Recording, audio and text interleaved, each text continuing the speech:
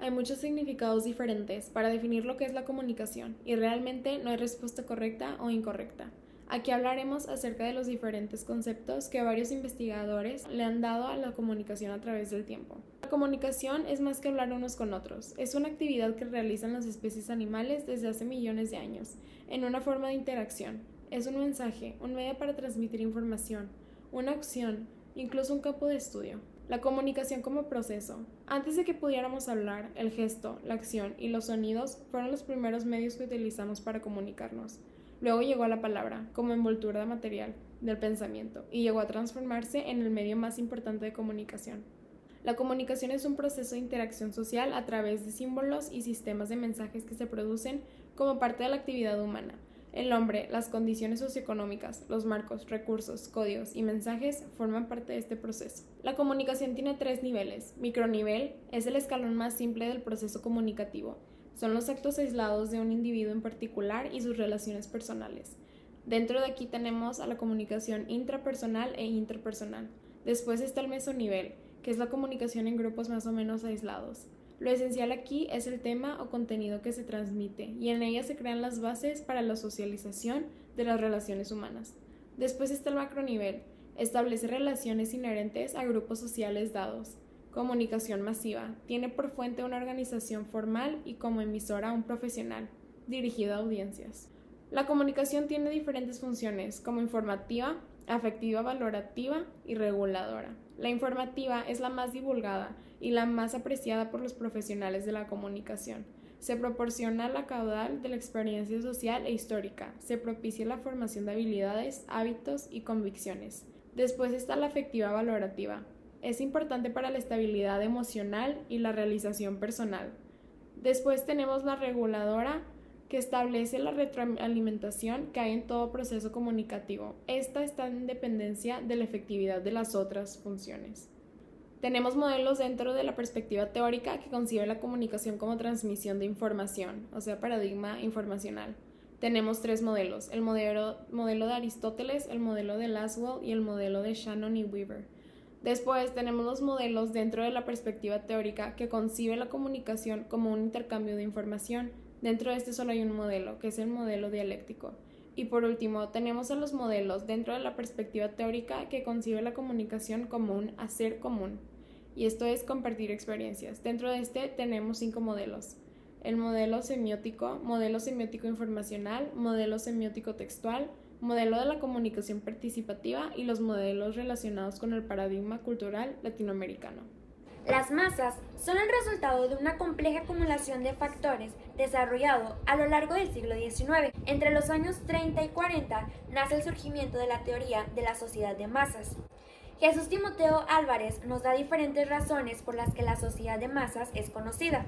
La primera razón es por el tremendo ruido urbano y las aglomeraciones millonarias. La segunda razón que nos da Timoteo es que nos habla sobre el catastrofismo de la corriente conservadora que confirma lo destructivo e inútil de la acción y la cultura de masas, que enfrenta el mesianismo. Ya por último, nos habla que en el siglo XX se caracteriza por el fenómeno de las masas. ¿Qué son los medios de comunicación?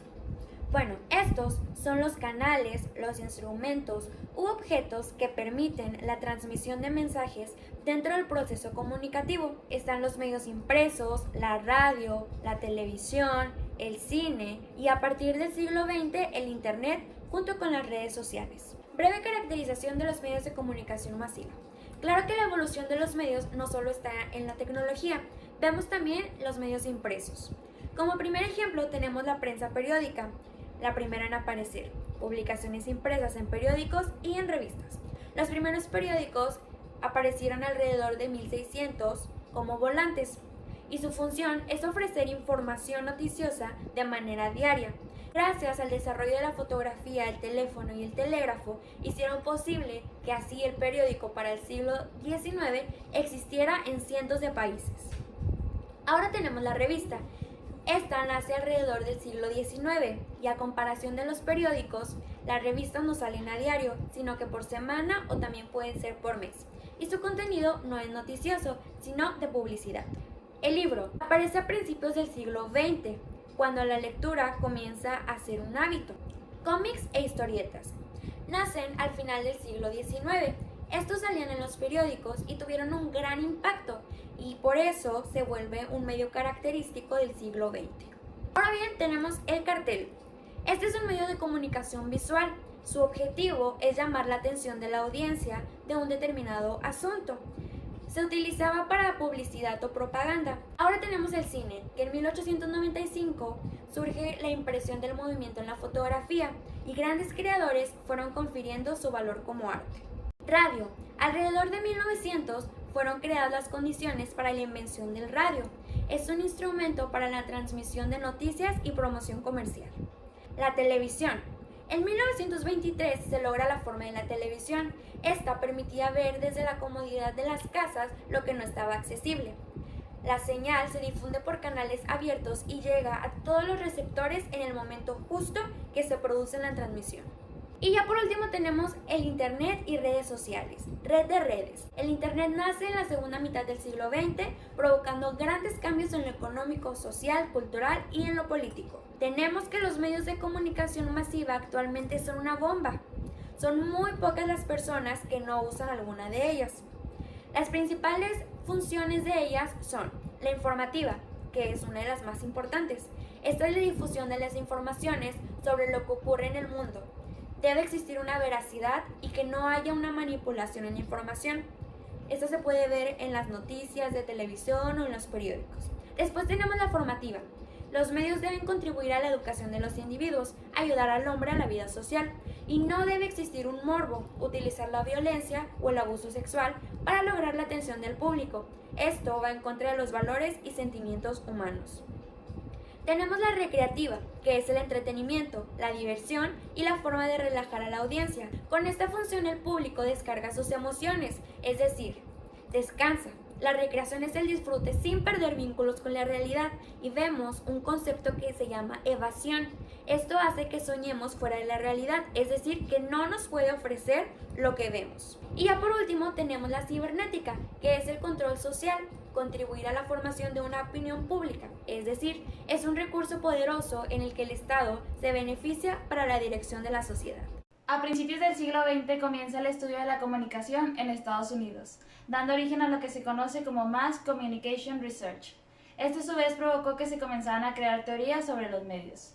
Yo voy a hablarles acerca de estas. La escuela norteamericana se desarrolló a finales de los años 20, con la intención de analizar el papel de los medios durante la Primera Guerra Mundial. Gracias a esta surgió la teoría hipodérmica, cuyo propósito era responder a la pregunta ¿qué efecto producen los medios de comunicación en una sociedad de masas? Sus máximos representantes eran Walter Lippmann y Harold Laswell. De esta le sigue la teoría de los efectos mágicos, cuya idea principal era saber cuáles eran los efectos que provocaban los mensajes en los individuos. La siguiente teoría es la de los efectos limitados. Esta sugería que los efectos de los medios sobre los individuos dependían del contexto en el que éste se encontrara. Es decir, las variables económicas, sociales y psicológicas influían en si la persona era afectada por el mensaje o no.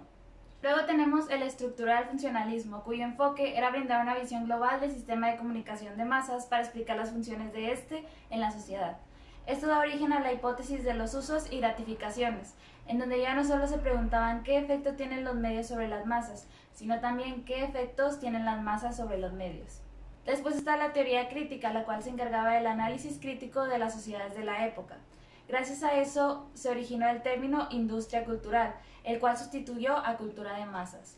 La industria cultural brindaba no solo un escape de la realidad, sino una idea de transformar la realidad. Durante el siglo XX también surgen teorías en Europa, como por ejemplo tenemos Cultural Studies, estructuralismo francés y la teoría de acción comunicativa. Mientras que en Latinoamérica comienza el pensamiento crítico sobre la comunicación hasta los años 70. Aquí los medios de comunicación comienzan a verse como espacios donde se crea y recrea el hegemonismo cultural. En la actualidad, la comunicación masiva se ha visto afectada por el desarrollo del Internet y la revolución digital. A comienzos del siglo XX, el universo del texto, el del sonido y el de la vista estaban separados. Hoy están mezclados. Con un solo aparato somos capaces de transmitir un mensaje de manera escrita u oral. En Internet no hay diferencia entre los tres. Hoy vivimos en una era global en donde no hay línea que divida a estos tres universos.